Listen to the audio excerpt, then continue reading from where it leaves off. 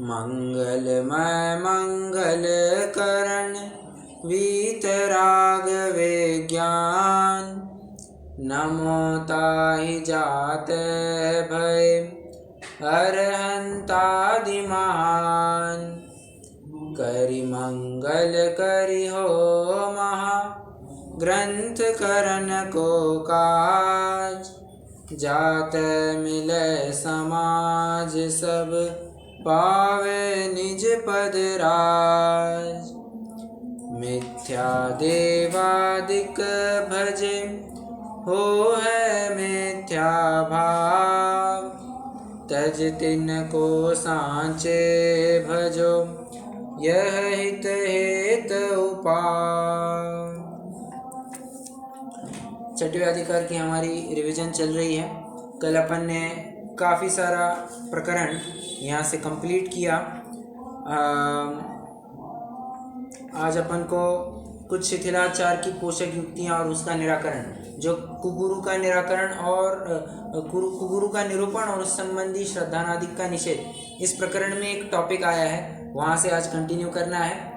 ये कंप्लीट होगा तो कुगुरु का निरूपण कंप्लीट हो जाएगा और उसके बाद फिर कुधर्म का निरूपण चालू करने वाले हैं। कुधर्म का निरूपण हाल ही में अपन पूर्ण कर चुके हैं, तो मुझे नहीं लगता उसमें भी ज़्यादा कोई दिक्कत आनी चाहिए, बट अपन पूरी तसल्ली से उसको भी रिवाइज कर ही लेंगे। अब देखिए यहाँ पर शिथिलाचार पोषक किस प्रकार युक्तियाँ रखे जाते हैं। क्या कहते हैं कि गुरु नहीं है, अगर गुरु नहीं मानेंगे तो निगुरा कहलाएंगे। अगर गुरु को नहीं मानेंगे तो निगुरा कहलाएंगे। और इस समय में गुरु दिखते ही कहाँ है, ठीक है।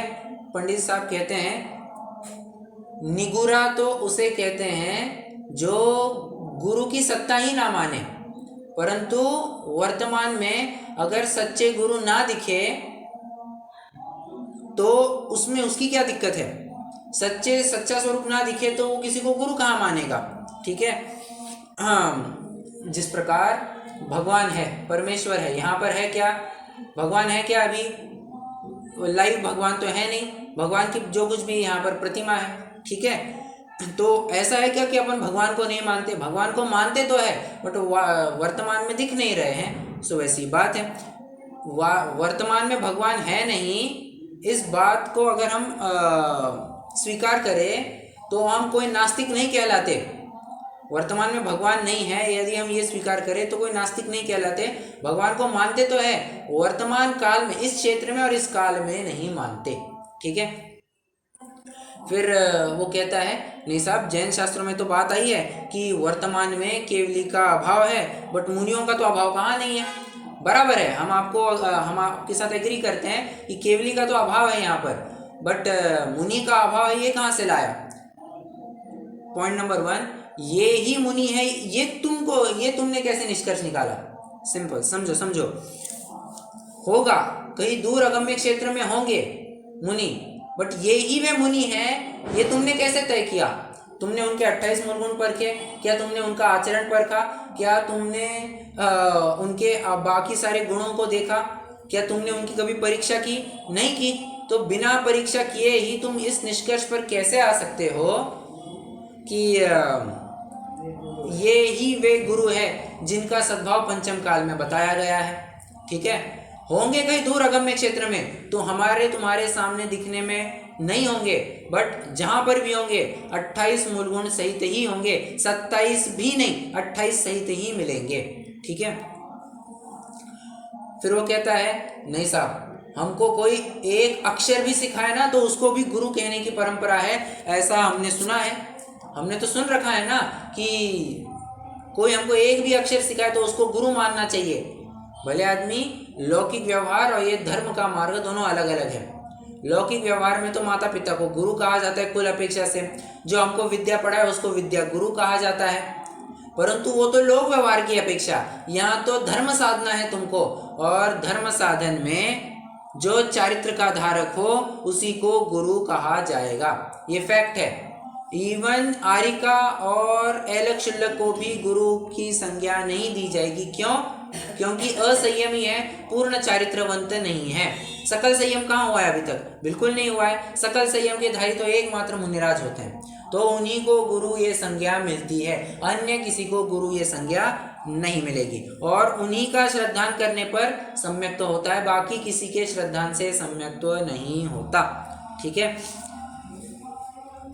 जिस प्रकार देव कहते हैं तो देव माने स्वर्ग के भी देव होते हैं, परंतु जब श्रद्धान आदि की बात आती है, सच्चे श्रद्धान सम्यक दर्शन की बात आती है, तो देव का श्रद्धान मतलब कोई स्वर्ग के देव की श्रद्धान की बात नहीं है। ये तो अरहंत देव या फिर जो पंच परमेष्टि है उनके श्रद्धान की बात। हालांकि पंच परमेष्टि में आचार्य उपाध्याय साधु ये गुरु के अंतर्गत चले जाएंगे, बट सिद्ध और अरहंत आप ये देव में ले सकते हैं। ठीक है। तो देव कह करके तो वो समझना चाहिए था, ना कि कोई स्वर्ग के देव। उसी प्रकार जब हम श्रद्धान आदि में गुरु की बात लेते हैं तो लौकिक अर्थ में जिसको गुरु कहा जाता है वो गुरु मत लेना। मैं आपको और बताऊं, गुरु तो फिर और कितने ही प्रकार के होते हैं। जैसे कई लोग होते हैं जो थोड़े मतलब बहुत सपोर्ट करते हैं अपन को, जैसे ऑफिस वगैरह में भी होता है। जो सीनियर लोग होते हैं कई बार जूनियर्स को गाइड करते हैं, बहुत अच्छे से गाइड करते हैं, सपोर्ट करते हैं, उनको आगे बढ़ने के लिए प्रोत्साहन देते हैं। तो सहज ही में जितने भी जूनियर लोग होते हैं उनके मन में वो सीनियर के प्रति आदर भाव होता है, तो उनको भी गुरुजी ऐसा कहा जाता है। तो क्या गुरुजी हो गए क्या दंडवत देना चालू कर? दंडवत तो हालांकि दिया नहीं जाता अपने पास, बट वैसे ही कह रहा हूँ। तो क्या साष्टांग नमस्कार करने लग जाए? क्या करे? अरे गुरुजी कहा, वो तो बस एक महान एक बड़े पद की अपेक्षा से उनको गुरु कहा है। धर्म साधन में जैसे कहा गया है, गुरु तो चारित्रवंत को ही संज्ञा मिलती है। ठीक है। फिर वो प्रश्न पूछता है, ऐसा क्यों कि कोई निर्ग्रंथ होगा उसी को गुरु मानेंगे? ऐसा क्यों? धर्म में ऐसी क्या बात हो गई कि निर्ग्रंथ होगा उसी को गुरु मानेंगे? सिंपल सी बात है, जो निर्ग्रंथ होगा उसी के मंद कषाय पाई जाएगी, और मंद कषाय विशेष मंद कषाय पाई जाएगी। Point number 1।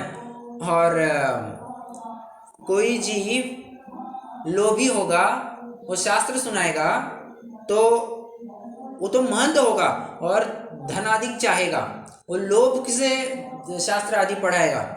जो निर्ग्रंथ होते हैं उनको तो कोई लोभ रहा नहीं है। अगर लोभ रहता तो काय के लिए निर्ग्रंथ अवस्था को भी धारण करते? लोभी नहीं है, ये इसी का परिचायक है। ठीक है। तो बात इतनी ही कहने की है, अगर इनके लोभ नहीं है तो इन्हीं को गुरु मानना योग्य है।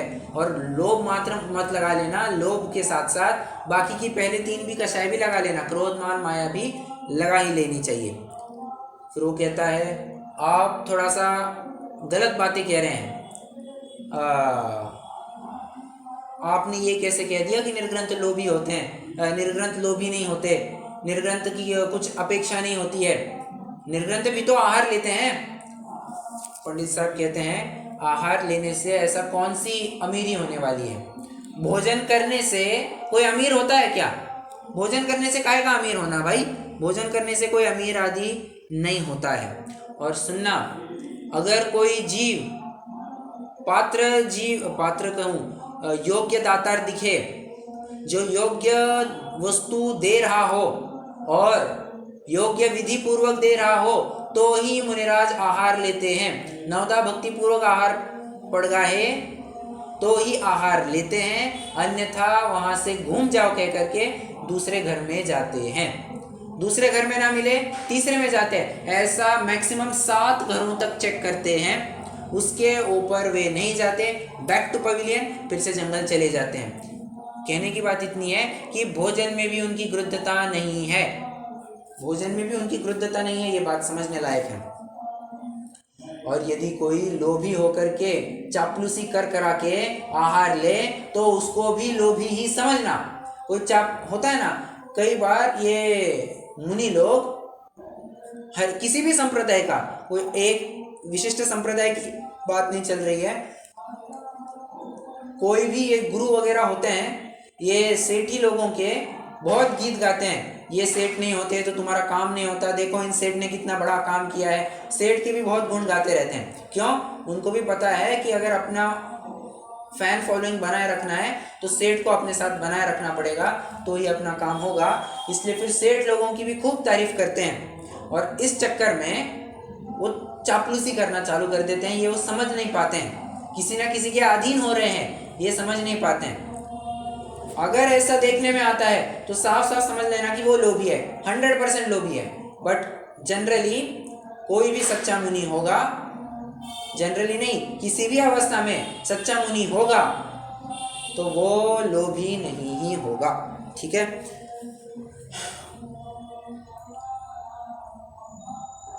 और तू बता, निर्ग्रंथ भी धर्म साधन करते हैं, श्रावक आदि भी धर्म साधन करते हैं। तू बता इन दोनों में से तू गुरु किसको मानेगा? एक निर्ग्रंथ है, वो धर्म का साधन करता है, धर्म साधन कर रहा है, ठीक है। और एक श्रावक है, वो भी धर्म साधन कर रहा है। तुम बताओ तुम किसको गुरु मानोगे? अरे जाहिर सी बात है, गृहस्थ को कोई गुरु मानेगा क्या? गृहस्थ को साष्टांग नमस्कार दो, कैसे संभव है? गुरु कह रहा हूँ, गृहस्थ को साष्टांग नमस्कार संभव नहीं है। वो तो निर्ग्रंथ होगा तो ही गुरु कहलाएगा, ठीक है। अब वो मानने को तैयार नहीं है, वो फिर से अपने मूल प्रश्न के ऊपर आ गया। साहब ऐसे गुरु दिखते कहाँ पर है? ऐसे गुरु दिखते कहाँ पर है? इसलिए जिस प्रकार अरहंत की प्रतिमा स्थापित की जाती है उसी प्रकार हमने इस सामने वाले मुनि में सच्चे मुनि की स्थापना कर दी। क्या किस प्रकार की तुलना कर रहा है वो? तुलना इस प्रकार कर रहा है, जैसे अरहंत अपने सामने है नहीं तो अपन ने क्या किया, अरहंत की प्रतिमा बना दी और उसमें अरहंत की स्थापना कर दी, ठीक है। तो बराबर से हम उसको नमस्कार करने लग गए, उसकी पूजन आराधना करने लग गए। ओके, वो तर्क दे रहा है सच्चे मुनिराज अभी नहीं देखने में आते, ठीक है। तो जो हमको सामने दिख रहा है व्यक्ति, हम उसी में गुरु, सच्चे गुरु की स्थापना करते हैं और हम उसको गुरु मानते हैं। पंडित साहब कहते हैं पागल तो नहीं हो गया? क्योंकि जिस प्रकार मनुष्यपने की अपेक्षा राजा और रंक दोनों समान है, मनुष्यपने की अपेक्षा राजा और प्रजा दोनों समान है। ऐसे में यदि कोई नाटक आदि के रूप में स्वयं को राजा माने और राजा के सामने प्रस्तुति आदि करके दिखाए तब तो राजा खुश होगा। परंतु यदि राजा के होते हुए कोई स्वयं को राजा मनवाए, जैसे अभी कौन है, मोदी जी राजा कहलाएंगे, ठीक है। भारत के राजा कौन? मोदी जी, ठीक है। अब ऐसे में अगर राहुल गांधी जी स्वयं को राजा मानने लग जाए, कहने लग जाए कि मोदी जी के पास जाने की कोई ज़रूरत नहीं है, जो भी अप्रूवल चाहिए मेरे से ले लेना, मैं सारा अप्रूवल दे दिया करूँगा, कल से मैं ही प्राइम मिनिस्टर हूँ। अगर ऐसे राहुल गांधी जी कहने लग जाए तो क्या होगा? धाराएं चलेगी साहब, धाराएं, और कहा जाएगा कि तुम लोगों को ठग रहे हो, लोगों की दिशा भूल कर रहे हो, बराबर। उसी प्रकार सच्चे गुरु तो है नहीं यहाँ पर, तो गुरु का प्रतिरूपक बना करके, जो गुरु जैसा है भी नहीं, जो जिसमें गुरु के गुण पाए भी नहीं जाते, तो उसमें गुरु की स्थापना कैसे कर रहा है? जो प्रतिमा होती है उसमें तो अरहंत के गुण देखने में आते हैं। कैसे? पद्मासन में विराजमान है और जो नासाग्र दृष्टि है, हाथ पर हाथ रखा हुआ, हाथ पर हाथ रखा है मतलब जो वीतराग अवस्था है वो दर्शाती है। ये अवस्था तो बराबर अरहंत के भी देखने में आती है, परंतु और समझना, ये तो एक पुद्गल है, पत्थर है, ये पत्थर में स्थापना की है, परंतु जिसमें तो गुरु की स्थापना कर रहा है वो साक्षात जीवंत मूर्ति है। जीवंत व्यक्ति में तुम किसी की स्थापना कैसे कर सकते हो? वो तो जैसा है वैसा है। जैसे और एक उदाहरण देता हूं मैं, अगर मैं राहुल गांधी जी में मोदी की स्थापना करके, मोदी जी की स्थापना करके काम करूं तो चलेगा या नहीं चलेगा? मेरा काम बनेगा या नहीं बनेगा? मेरा उद्धार होगा या नहीं होगा? कैसी बात है? जो व्यक्ति है वो प्रत्येक व्यक्ति यूनिक होता है, तो उसमें दूसरे की स्थापना तुमने कैसे कर दी? तो कोई ऐसा भी तो करेगा ना, कोई बहुत विषय वासना वाला होगा तो बहन में पत्नी की स्थापना करके बहन को भोगेगा, माँ में पत्नी की स्थापना करके माँ को भोगेगा, बच्ची में पत्नी की स्थापना करके बच्ची को भोगेगा। वो विषयान जीव क्या है, वो किसी में कोई कुछ भी स्थापना करने लग जाए तो ऐसा तो नहीं चलता ना। इसलिए ये समझने लायक बात है कि जीवंत व्यक्ति में तुम किसी की स्थापना तो नहीं कर सकते। जिस प्रकार, अच्छा चलो अभी ज़्यादा उदाहरण नहीं दूंगा मैं, उदाहरण तो वैसे वो पुलिस वाला उदाहरण मैं पहले ही दे चुका हूँ, तो वो भी याद कर लेना। वो फिर से मानने को तैयार नहीं है। कौन? शंकाकार। वो कह रहा है कि अब श्रावक भी तो ठीक है, मुनियों की तो बात हो गई, अब श्रावक भी तो जैसे चाहिए नहीं होते हैं, इसलिए जैसे श्रावक वैसे मुनि। भले आदमी सुन, श्रावक संज्ञा समस्त गृहस्थों को होती है। श्रेणी भी चतुर्थ गुण स्थानवर्ती ही था, कोई पंचम गुण स्थान धारण नहीं किया था, उसको भी श्रावकोत्तम कहा है। उत्तर पुराण में उसको श्रावकोत्तम कहा है। Point number 1। पॉइंट नंबर 2, मिथ्या दृष्टि हो, चतुर्थ गुण स्थानवर्ती हो, पंचम गुण स्थानवर्ती प्रतिमाधारी हो, अरे ऐलक शुल्लक हो, शुल्लक ऐलक हो, सबको एक ही कैटेगरी में रखा जाता है। बोलिए, श्रावक की कैटेगरी में रखा जाता है। मुनियों की कैटेगरी में बिल्कुल भी एंट्री नहीं है, मुनियों की कैटेगरी अलग से होती है। ठीक है, श्रावकों के कोटे में, समोशरण में ये सब होते हैं। फिर मिथ्या दृष्टि भी वहीं पर, सम्यक दृष्टि भी वहीं पर, श्रावकों का एक ही कोटा हुआ करता है, कोई अलग अलग कोटे नहीं हुआ करते हैं। इसलिए तुम ये मत कहो कि कोई पंचम गुण स्थानवर्ती होगा तो ही होगा, मिथ्या दृष्टि होकर के भी कोई श्रावक हो सकता है, ये तुम स्वीकार करो। श्रावक के भी 3 भेद होते हैं, पाक्षिक, नैष्टिक और साधक। पाक्षिक मतलब जिसको पक्ष आया है, नैष्टिक जो निष्ठा रखता है, और साधक, साधक मतलब जो बराबर से 8 मूल गुण आदि को पालता है, उसको भी साधक श्रावक कहा जाता है। सो ऐसा श्रावक, साधक श्रावक मिथ्या दृष्टि भी हो सकता है, ये समझो। अब सॉरी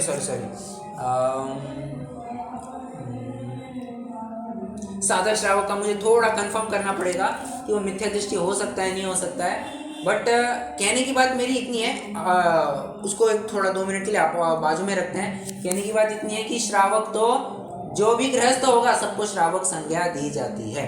ठीक है, चलिए आगे देखिए। हाँ,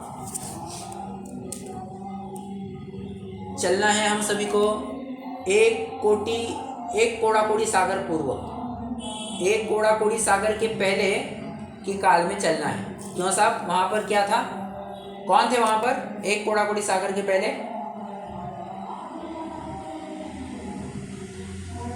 कौन थे एक कोड़ा कोड़ी सागर के पहले? कौन थे?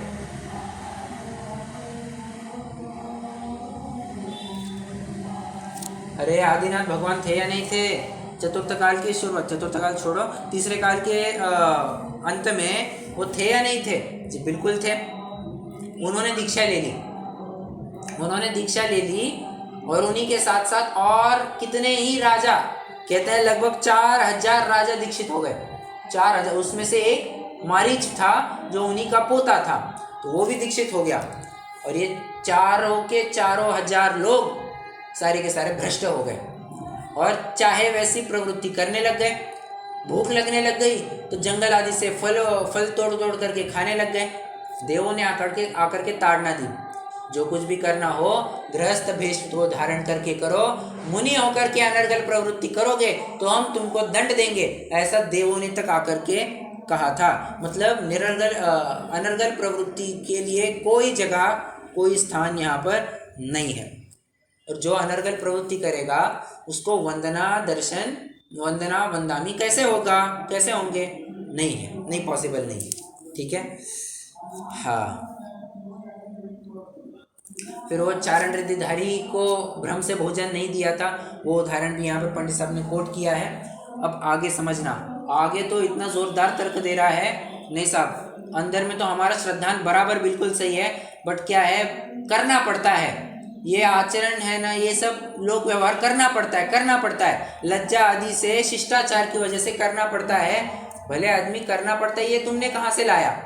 ठीक है, हाँ, जैसे कोई व्यक्ति है, उसको थोड़ा चलना पड़ेगा औरंगजेब का या फिर मुगल शासन के काल में, तब क्या होता था, जैनियों के ऊपर खूब अत्याचार हुए। जैसे जैनियों के बाहर ये सिपाही रख दिए जाते थे और उनको रात्रि में भोजन करने के लिए बाध्य किया जाता था।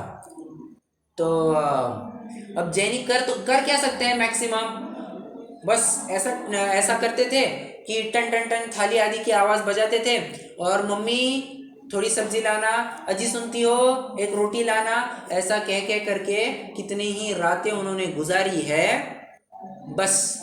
और ऐसे में वो काल निकला है। प्रश्न है, ये इतने आतंक मचा रहे थे तो खा लेना चाहिए था ना उनको, नहीं खाते तो मर जाते। कुछ ना कुछ जरिया ढूंढना जरूरी था, इसलिए ये करना कोई बहाना नहीं कहा जा सकता, ये तो बिल्कुल एक योग्य आचरण था। कहने की बात इतनी है, अगर लज्जा आदि से करना मतलब क्या, तुम्हारा अंतर का श्रद्धान ही योग्य नहीं है, क्योंकि लज्जा आदि से कोई कार्य श्रद्धान आदि नहीं होता है। ठीक है, बस वो कहते हैं इसलिए करना पड़ता है, करना पड़ता है, करना पड़ता है, ये लागू नहीं होगा। ठीक है, अंदर में श्रद्धान है हमारा, तो हम तो श्रद्धान तो रखते हैं, बस हो नहीं पा रहा है, हो नहीं पा रहा है। सबसे पहले समझना चाहिए ये घोर मिथ्या दृष्टि जीव है, इससे दूर रहना। ठीक है, हमारे तो अंतर में श्रद्धान है, हमारे तो भाव नहीं थे, बट क्या करें ऐसा हो जाता है, भाव तो नहीं थे। भले आदमी अंदर में भाव, मुझे बताओ कोई खून कर रहा है, कोई कसाई है वो बकरा काट रहा है, तो वो ये कह सकता है, वो ये दलील देगा क्या कि नहीं साहब अंदर में तो मेरे बहुत भीगे हुए परिणाम थे, बट क्या करे करना पड़ता है, ऐसी दलील दे सकता है वो? नहीं दे सकता। बस ऐसी बात है, नहीं साहब हमारे क्या करे करना पड़ता है। हमारा अंदर में श्रद्धान तो बिल्कुल स्वीकार कर चुका है कि सच्चे देव शास्त्र गुरु को ही मानना चाहिए, बट क्या करे करना पड़ता है, करना पड़ता है। सर कटा सकते हैं लेकिन सर झुका सकते नहीं। तुम्हारी श्रद्धान की भी कोई कीमत है या नहीं है? तुम्हारा मैं हर बार वही बात कहता हूँ, हमारा सिर कोई सड़ा नारियल नहीं है जो चाहे जहाँ पटकते रहे, ये महाराज दिखे नमस्कार करो, वो महाराज दिखे नमस्कार करो, ऐसा नहीं होता है, ऐसा नहीं होता है। ठीक है, चलिए, इस प्रकार को गुरु सेवन का निषेध किया।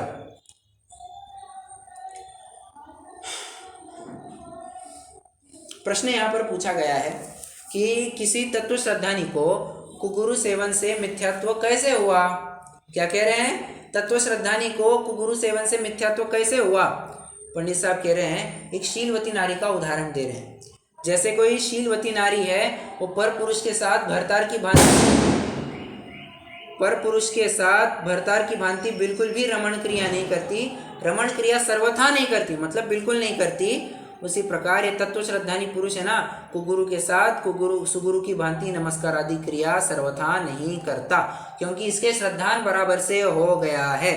ये बात समझने लायक है। उदाहरण देना, जरा उदाहरण देना, प्रथमानियोग का एक उदाहरण, इतिहास का एक उदाहरण, कि श्रद्धानी व्यक्ति है परंतु कुगुरु के मंदिर में पाया जा रहा है, वहां का पुजारी के रूप में पाया जा रहा है। कौन? बिल्कुल सही, आचार्य समंतभद्र, परफेक्ट। तो क्या क्या दिक्कत हुई थी उनके साथ?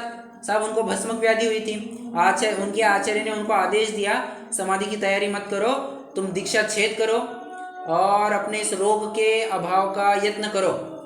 ठीक है, और ये रोग के अभाव के यत्न में उन्होंने क्या क्या नहीं किया, कितने ही मंदिरों में पुजारी बन गए, और अब जो अन्य मतियों के मंदिर थे वहीं पर सब भोग सामग्री चढ़ाई जाती है, तो वो ये कहते थे, ए तुम सब निकलो, मैं भगवान को भोग कराता हूँ, ये भोग कराता हूँ, ऐसा कह करके स्वयं उतना भोजन 300-400 किलो भोजन ये अकेले खा जाते थे, ये इतना खा जाते थे।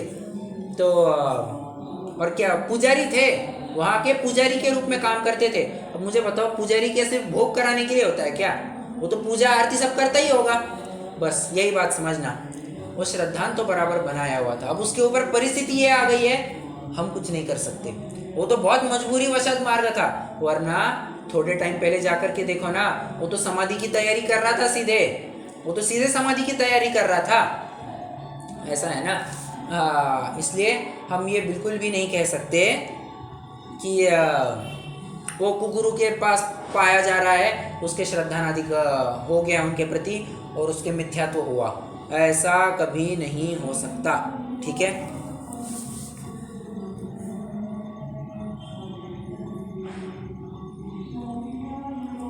प्रश्न पूछता है कि जिस प्रकार राजादि को नमस्कार करते हैं उसी प्रकार इनको भी करते हैं। राजादि को नमस्कार करना लोक पद्धति में होता है, यहाँ पर लोक पद्धति नहीं धर्म पद्धति है, इसलिए ये लज्जा आदि तो दूर, यहाँ पर बिल्कुल भी मत लाना। अब ये लज्जा आदि भय से राजा को नमस्कार करना पड़ता है, इसके लिए प्रथमान्यों का एक उदाहरण दो।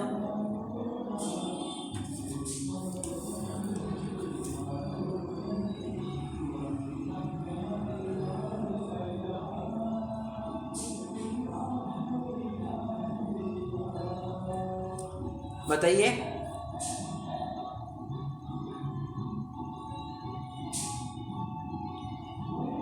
ये वज्र प्रश्न ये है कि बहुत भय लज्जा से राजा को नमस्कार आदि करना पड़ा, इसके प्रथमानियों का उदाहरण दो।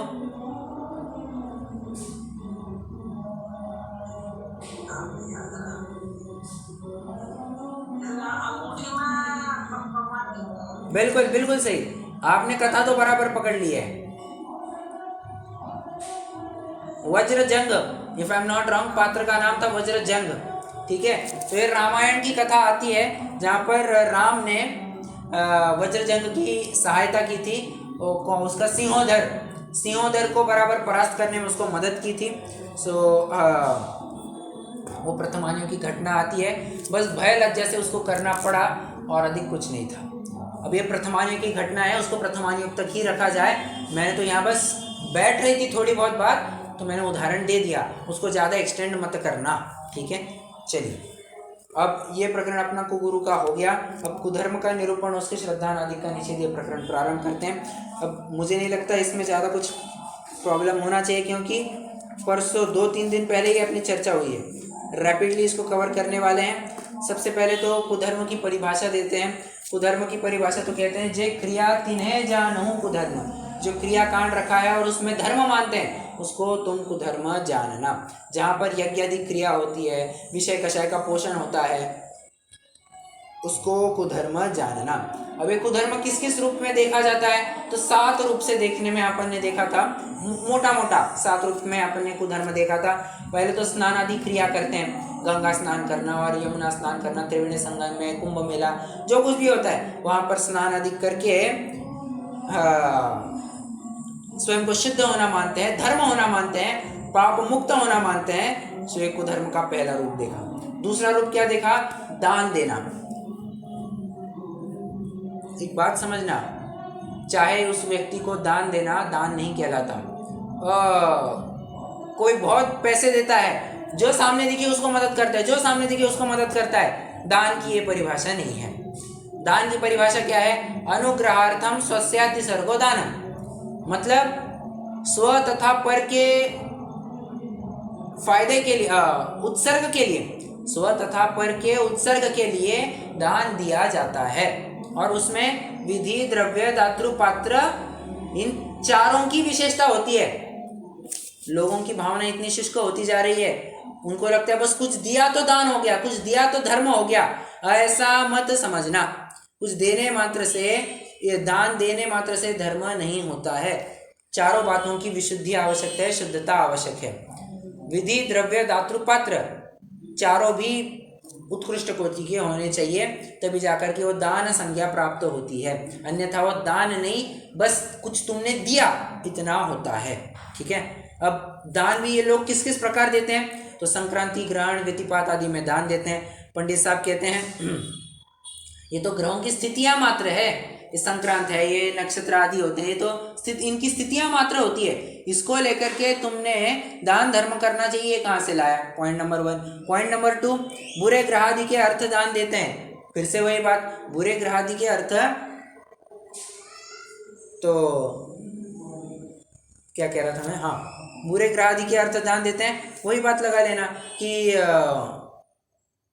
वो तो स्थितियां हैं ग्रह आदि की, वो अच्छा बुरा कहाँ से, तुमने ही पूर्व में पाप कर्म बंद किया होगा, उसका फल तुमको वैसा मिल रहा है। Point number 2। पॉइंट नंबर 3, पात्र जान करके लोभी पुरुषों को दान देता है।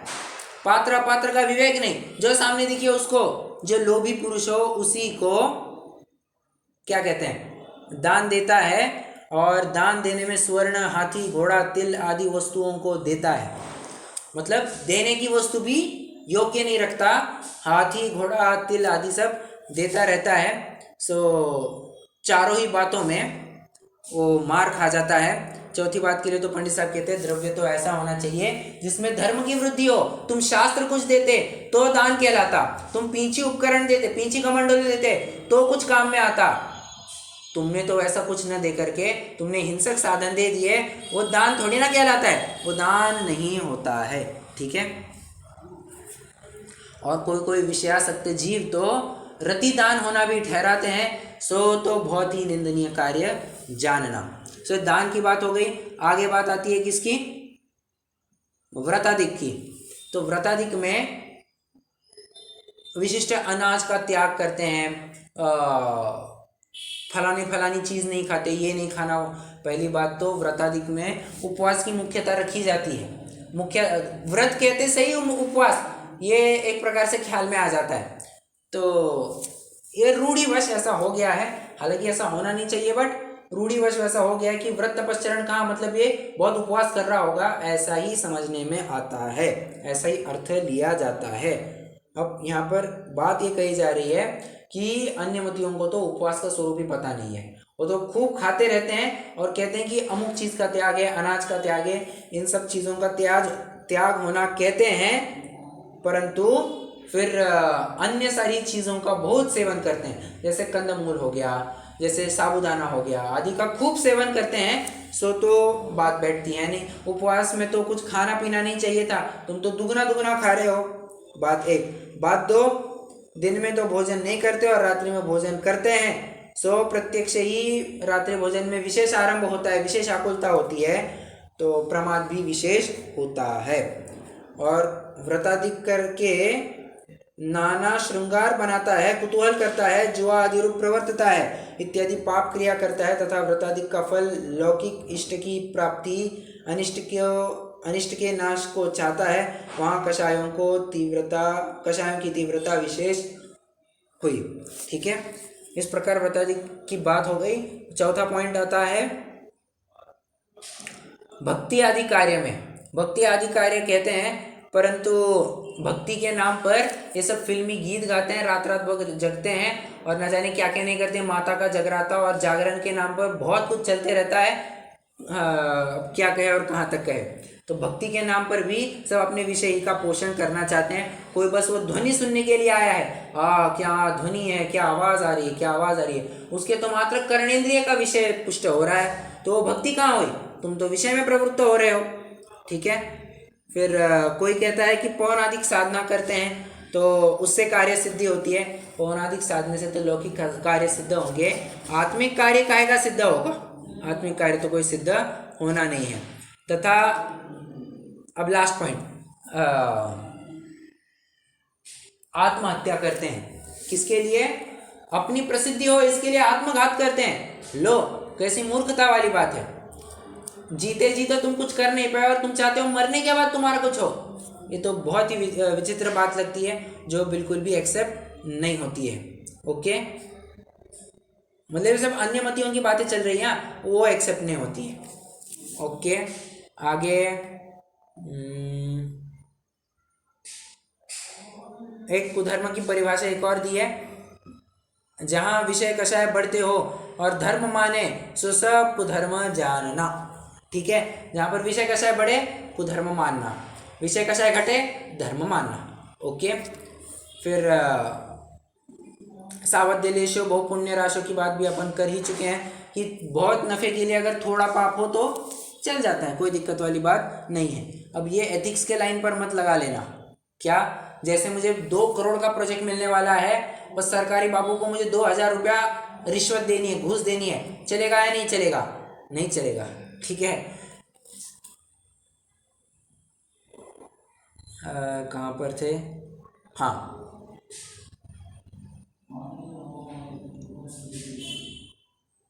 फिर जिन धर्म की बात करते हैं, जिन धर्म कह रहा हूँ, जिन मंदिर की बात करते हैं, जिन मंदिर तो धर्म का ठिकाना है, वहाँ पर तुम विशेष कुकथाएँ करते हो, सत कथाएँ तो बहुत कम और कुकथाएँ विकथाएँ ज़्यादा करते हो, तो उससे क्या उपलब्धि होनी है? उससे कोई उपलब्धि नहीं होनी है।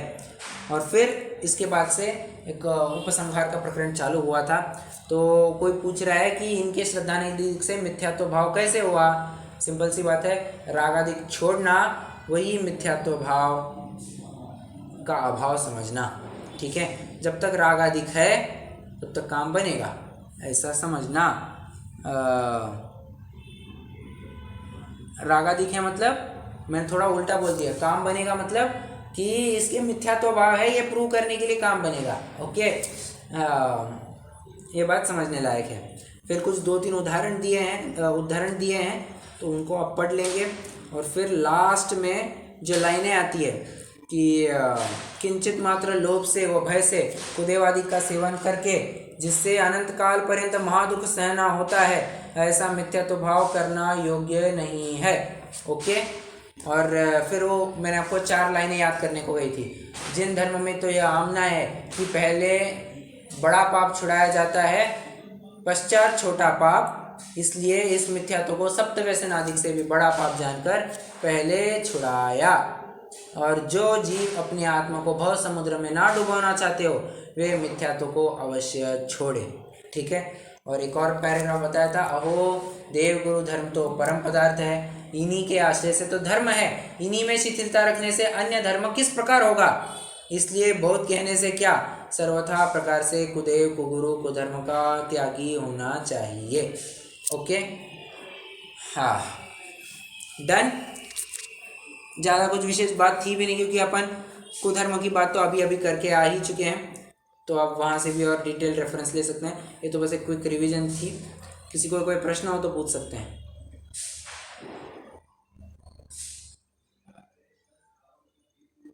ठीक है, चलिए रुकते हैं, दिन स्तुति करेंगे।